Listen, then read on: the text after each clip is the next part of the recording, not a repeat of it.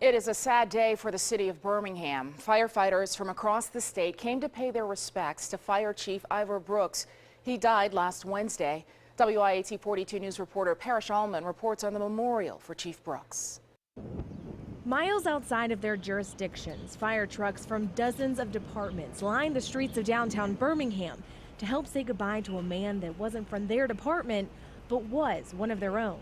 We've worked closely with Chief Ivor Brooks from Huntsville before. Well, the Hoover and Birmingham fire departments have worked well together for so many years, and Chief Brooks was a good friend to all of us. One chief who drove 40 miles from Oneonta was actually coming back home.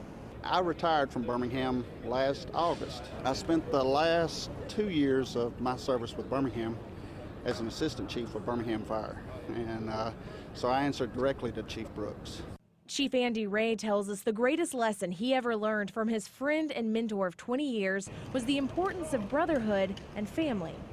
He always talked about the fire department being a family, and even a department the size of Birmingham, we were one big family. That lesson, treating fellow firefighters as family, was something we heard from just about everyone we spoke with. A lesson these firefighters from across the state demonstrated by their turnout. I think it means a lot.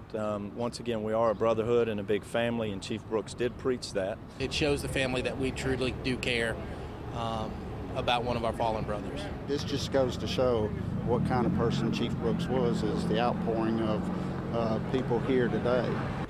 Parrish Allman, WIAT 42 News coverage you can count on. Chief Ivor Brooks is survived by his wife, 4 children, and 1 grandchild. He was 57 years old. The city has not named a replacement at the fire department, and for now, the duties of the chief are being shared by high-ranking members of the department.